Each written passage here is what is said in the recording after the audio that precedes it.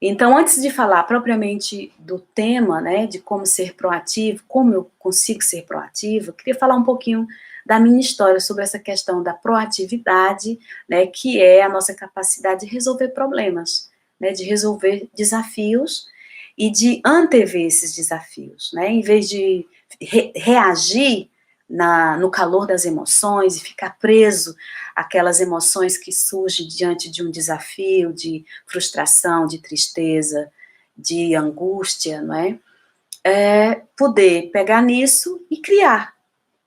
Então, ser proativo é ter essa ação, essa atitude de criar, transformar os desafios em oportunidades de aprendizagem e de criatividade. Eu lembro quando eu era criança, que aqueles ossinhos da carne de porco, dos pés do porco, né, que a gente almoçava depois, eu pegava aqueles ossinhos e ia brincar com eles. Então eu não tinha brinquedos, pegava os ossos e aí começava a criar o meu imaginário, né, da brincadeira, do brincar. E pegava aqueles ossinhos, e aqueles ossinhos se transformavam nos animais. Era o gado, era o cachorro, e brincava, criava ali uma história com aqueles ossinhos. Eu lembro que eu não tinha brinquedo, e lembro muito há uma memória que eu guardo com muito carinho, que é a memória quando a minha mãe morava nos Canudos, no Seu Tabosa, que é o interior, em que havia uma casa aqui, outra acolá, e havia muita natureza. Aquilo me fascinava, e era uma forma de brincadeira, né? Lembro de ir com minha avó, plantar milho, feijão, que lá no Brasil chamam de roçado. E nesse roçado eu ajudava, cavava a terra, colocava as sementes, e ficava fascinada quando eu voltava e que estava crescendo, né, os milhos, os pezinhos de feijão, né, e ficava fascinada com aquela natureza, né, como é que aquelas sementinhas vão por baixo da terra e depois, né, fura aquela terra e se transforma em legumes, né, para nos alimentar. Então, isso era uma coisa também que eu lembro muito forte, né. Lembro de pegar as espigas de milho, que tem, assim, uns cabelos, né, assim, uns fios, e de transformar essas espigas de milho em bonecas, né. Lembro-me da minha mãe fazer brinquedos, pegar as caixas de fósforos e fazer os meus brinquedos, os fogões, os sofás, né. Então, eu convivi muito com a criatividade da minha mãe. Lembro-me do sofá da minha mãe ser umas cangalhas de jumento, né, que era virada ao contrário, aquelas cangalhas que se põem nos jumentos, e a minha mãe transformava aquilo no nosso sofá. O centro de mesa era um pneu todo decorado, né, e o nosso guarda-roupa era uma caixa de geladeira, de frigorífico, né. Então, essa criatividade era muito aguçada na minha mãe. E eu convivi com isso. E é muito interessante essa possibilidade de pegar naquilo que a gente tem e transformar em arte. Então, ser artista. Assim como a minha mãe criava caixinhas de fósforo e transformava aquela caixinha de fósforo num sofá, num fogão, a gente também pode transformar os desafios que vai surgindo também em arte. É um processo. Como é que é esse processo, né? Eu lembro de ter vivido muitas situações desafiadoras na minha vida, né? Por exemplo, lembro de ir morar em Fortaleza, né? Estava assim num estado deprimido, né? Triste, porque estava fazendo uma mudança grande, sair do interior para ir para uma capital, e simplesmente confiar no meu objetivo, que era tirar um curso de especialização. Então, fui para Fortaleza sem recursos financeiros, sem nada, fui de carona, e fui viver com uma tia minha, irmã do meu pai, que eu tinha acabado de conhecer, aos 18 anos conheci meu pai, conheci essa minha tia, que recentemente, no mês passado, fez 103 anos, a tia Maura, que é um exemplo para mim. E viver na Tia Maura, através de uma prima minha, que também vivia com ela, foi uma experiência riquíssima. Então, cheguei em Fortaleza, fui viver com a Tia Maura, e ali a minha prima arranjou um trabalho que era cuidar de uma pessoa depressiva. Então, eu estava deprimidíssima e ia cuidar de uma depressiva. Como é que era possível, né? Então, havia uma força muito grande, né, para mim, o meu objetivo era fazer o curso de especialização. Então, tinha casa para morar, e uma vez por mês ia fazer o curso de especialização. Consegui, né, o dinheiro que eu ganhava, pagava o curso de especialização. Eu vivi, assim, várias situações que foram muito enriquecedoras, que me ajudaram a perceber o valor da vida, né, que me ajudaram a perceber o que é compaixão, o que é humildade. Outros exemplos, assim, da minha vida, lembro de, por exemplo, ir para Recife. Antes, eu tinha 18 anos, né, saí de casa várias vezes, até que aos 21 consegui sair de casa e fui viver em Fortaleza. E quando eu fui para Recife, eu estava querendo um trabalho, né? E dentro dessa busca de um trabalho, eu lembro que fui viver com a minha tia querida Socorro. Lembro que as condições de vida eram muito precárias. A gente vivia num quarto com 5 pessoas. Essa memória é muito forte, né? E todas essas situações que eu vivi, são várias, né? Elas me fortaleceram muito, né? E me levaram a processos depressivos, mas me ajudaram bastante a tomar contato com a força da vida, né? Que há em mim, que há em ti, que há em todo o universo. E conhecer a biodança quando eu era professora foi algo que marcou também a minha vida. Então, a biodança, o sistema biodança, eu conheci através do Marcos Cavalcante, meu primeiro professor, e no contexto da educação, né? Conhecer a biodança foi fundamental, porque a biodança me deu recursos, né, interiores para eu tomar contato com essa capacidade de resiliência, né, de proatividade. Né? Então, foi muito importante para mim conhecer a biodança, fez todo sentido. E daí, quando eu vim morar em Fortaleza, outro objetivo meu era tirar o curso de biodança e trabalhar com biodança, trabalhar com desenvolvimento humano. Né? Mas percebo que todo o meu caminho, toda a minha trajetória está muito marcada pelo processo de educação, né? Da minha ação proativa ser uma ação educadora. Se vocês estão gostando, partilhem com pessoas que se acham que é interessante esse tema da proatividade, da resiliência, de transformar os desafios em pérolas, em oportunidade. Convido as pessoas a se juntarem aqui. Dentro dessa história, o que é que eu aprendi, né, com todos os desafios que me foram aparecendo? Uma das coisas que me ajuda bastante a ser proativa é nutrir e cultivar a espiritualidade. E o que é espiritualidade, assim, no meu sentido? A espiritualidade é uma conexão com as coisas do espírito, né? Seja com o divino, né? Seja uma reflexão interior, um ritual, né, que a gente pode fazer na nossa vida. Então, a espiritualidade esteve sempre muito presente, né, na minha adolescência. Era o que me dava força, né? Eu estava sempre envolvida com ações sociais, na igreja, os retiros espirituais da igreja. Então, a espiritualidade me dava muita força. Eu lembro de uma história de um livro que eu li, para além de ler as histórias da Bíblia, né? Havia um livro que me acompanhou e que foi muito importante para mim. O livro de uma história de uma menina que era órfã de mãe, depois ficou órfã de pai. E quando ela estava antes do seu pai morrer, ela recebia donativos, eles recebiam donativos da igreja. E uma vez, no tempo natalício, né, no Natal, ela queria muito e estava rezando que o donativo que viesse fosse uma linda boneca. E quando veio o donativo, não era uma boneca, ela foi abri o donativo e era uma bengala, né? Então ela começou a chorar e ficou frustrada e triste. O pai dela, conversando com ela, convidou ela a brincar do jogo do contente.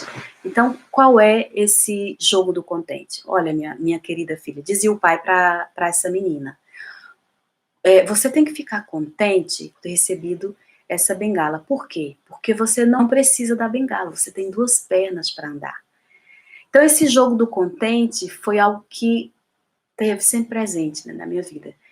Bom, é uma história infanto-juvenil, mas que me ajudou muito a ganhar essa capacidade de resiliência, que é, quando algo me acontece, espiritualidade é eu poder conectar com o sentido espiritual, né, da vida, né, de tudo, e poder também aprender. Aí me questionava, peraí, isso que me aconteceu, o que é que eu posso tirar de bom? Essa menina foi morar com a tia, o pai morreu, e quando chegou na tia, ela imaginava que ia morar num quarto muito lindo, cheio de janelas e cortinados e tudo.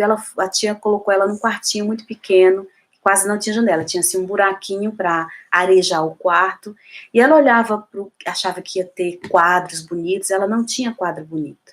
E aí, nesse espaço que havia nesse seu quarto, ela conseguia ver a natureza. Então ela dizia, esse é o quadro mais bonito que eu já pude ter. Ela poderia ver a natureza. Então essa menina ia construindo uma resiliência de vida. Então as histórias também podem nos ajudar a nos guiar, né? Então as histórias da Bíblia me ajudaram muito, né? Nutrir a espiritualidade, as orações, acender uma vela, né? Seja o que fosse, a espiritualidade é muito importante. O Rolando Toro, na biodança, ele traz o conceito de inconsciente luminoso, que ele convida a expressar através da dança esse inconsciente luminoso. E ele fala que a dança, a oração pode cultivar esse inconsciente luminoso. O que é isso do luminoso, né? Então ele fala que o inconsciente luminoso, ele se manifesta através de 4 palavras. Uma é o amor incondicional, o amor epifânico, o amor em que a gente vive, né, para gerar vida, né, para se conectar com a vida de forma indiferenciada, né, que nos leva ao convívio social, que a gente vai para além do humano, da nossa família biológica, e esse amor, ele se estende para todo ser humano, né? Então, a vivência do amor. Eu lembro que, com a minha ação na igreja, né, quando eu era catequista e coordenadora de jovens, eu lembro de ir à prisão, ler a Bíblia para as pessoas que estavam presas, né? Outro dia, lembro do Daniel, que é uma pessoa muito querida, que eu ia lá, que me contactou pelo Message, a dizer que tinha sido muito importante para ele quando eu ia lá na prisão, não é, e lia a Bíblia. Então, eu fazia assim, várias ações, ia nos hospitais visitar os doentes, né, ajudava, havia um momento em que grupos de jovens ajudava aqueles idosos que moravam sozinhos, ia fazer compras. Então, tudo isso, para mim, era o amor em ação, né, e o fato de eu fazer isso me fazia feliz, eu me sentia feliz. E os meus problemas, aquilo que eu vivia dos meus dramas, né, que me faziam sofrer, eles se dissolvia quando eu estava nessa ação amorosa, né? Então, o amor realmente é algo que marca a vida, né, e que dá sentido à vida. Outra coisa do inconsciente luminoso, né, que o Rolando traz é a iluminação, é a gente poder iluminar. Ele diz que nós somos feitos de luz e sombra, né? E que a luz é a nossa capacidade de amar, de se alegrar, de ser feliz. A sombra é aquela parte que a gente nega, né? Da tristeza, da angústia, do sofrimento que a gente nega, que a gente não quer viver, né? Mas que a luz e a sombra, elas fazem parte da mesma realidade, né? E é preciso abraçá-la. Quando a gente ilumina essa sombra com alegria, não é? A gente vai tendo acesso a esse luminoso, né? A esse estado luminoso, epifânico, na manifestação divina, né? A iluminação, o amor, a coragem também, que faz parte dessa manifestação do luminoso, que é a nossa capacidade de olhar para a sombra, para essa sombra, de conviver com essa sombra das situações, dos desafios que nos surgem e que nos fazem, que nos afetam, né, de uma maneira negativa, pode-se dizer assim. A coragem de viver essa sombra, de se confrontar com essa sombra, é algo que é maravilhoso, né? Coragem é agir com o coração. E é maravilhoso poder aceitar que nós temos essa dimensão humana, a nossa humanidade, né? E dentro dessa humanidade está as alegrias e as tristezas, né? Está o sofrer também, a dor, e que a gente pode pegar nesses conteúdos afetivos da dor, do sofrimento, e transformar e ser proativo, né? Resolver, em vez de ficar preso à dor e ao sofrimento, criar, resolver, criar algo com isso, né? E a outra manifestação do luminoso é o estado de êxtase, que é essa conexão com o nosso interior. Então, tudo isso, para mim, é espiritualidade, sabe? E a prática e o cultivo dessa espiritualidade, dessa conexão com o meu mundo interior, é o que me dá força para ser proativa, para resolver. Então, quando surge um problema, em vez de eu estar ali me lamentando, sofrendo, ai, por que isso me acontece, por que isso me aconteceu, eu sinto a tristeza, a dor, seja o que for, eu me permito sentir, né?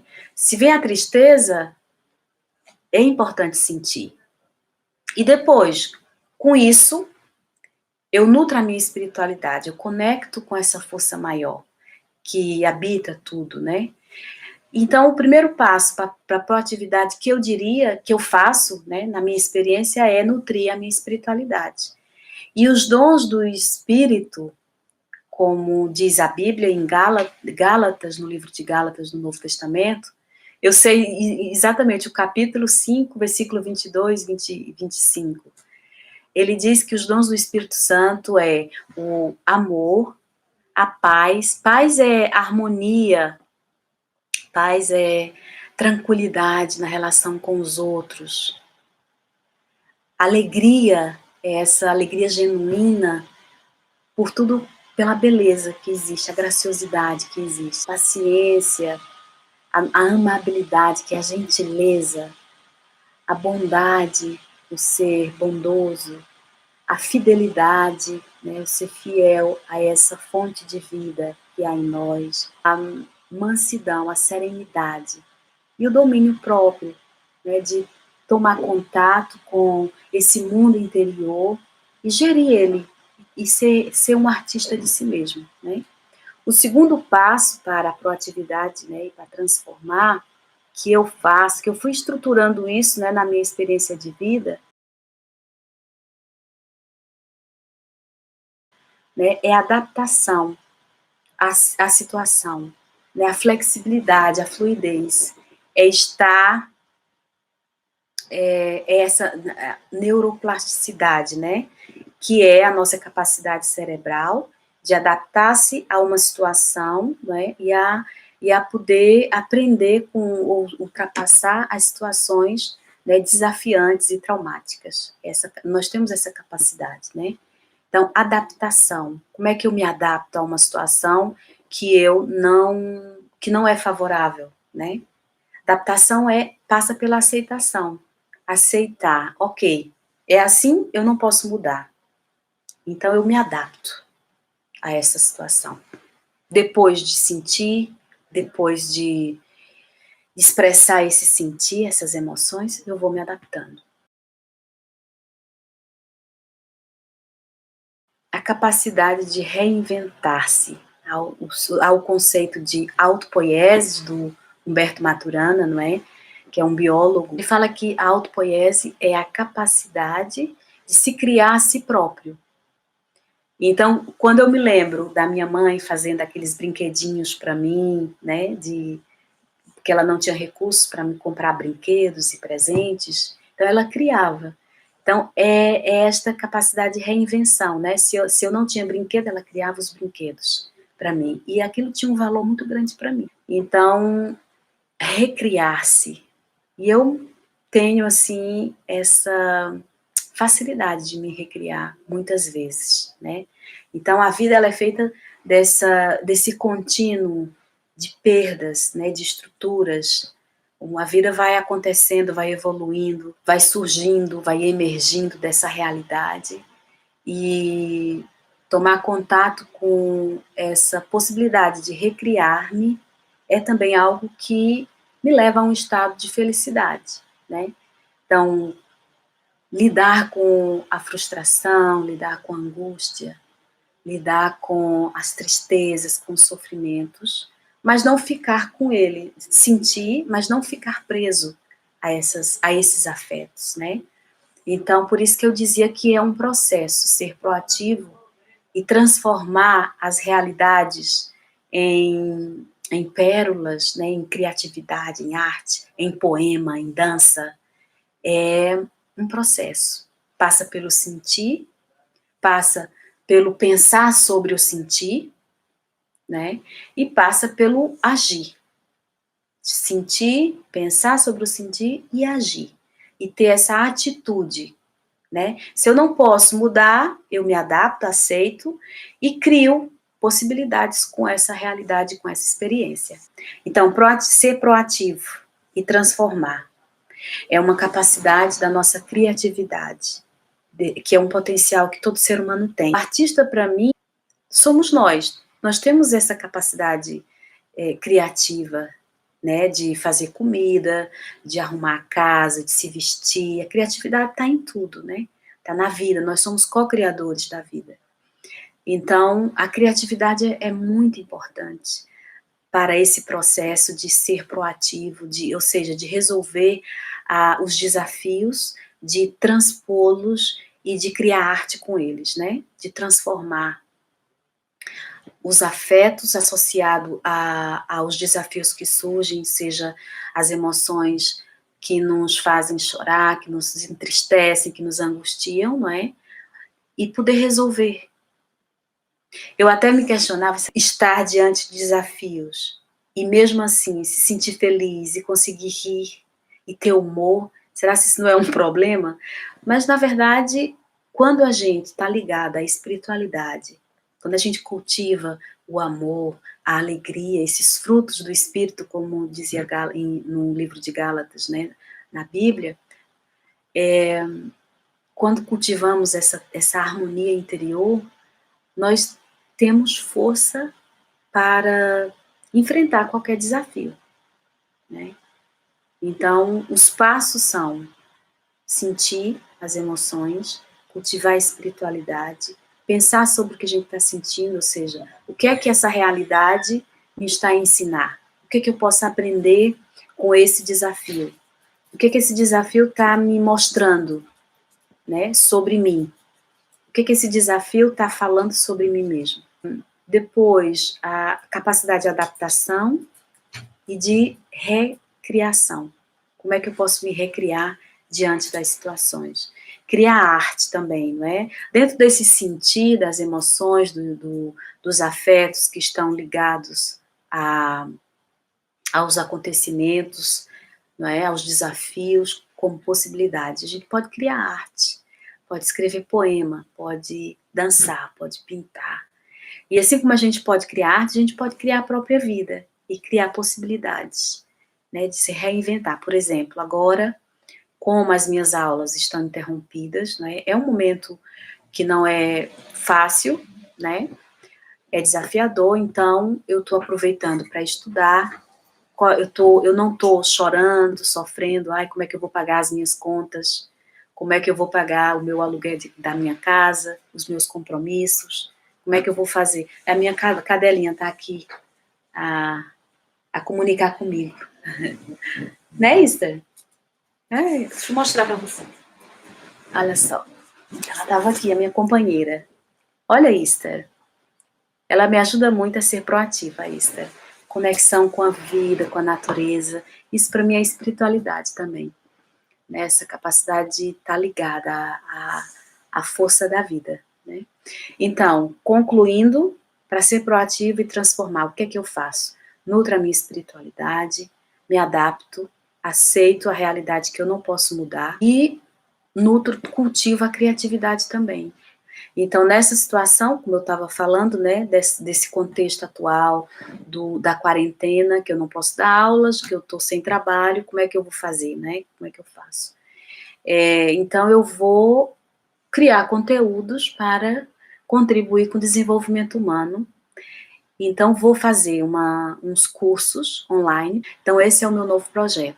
Eu vou, dentro de mais ou menos 6 semanas, eu vou lançar um curso sobre relações saudáveis. Como é que a gente, para criar recursos, para a gente poder viver, né, o amor a nós mesmos, o amor na relação com o outro, e como é que a gente pode criar relações saudáveis. Esse é o meu novo projeto e meu novo curso. Obrigada por estarem aí até o fim. Então, quero te pedir para me apoiar no meu canal YouTube, trabalho que está dando muito prazer.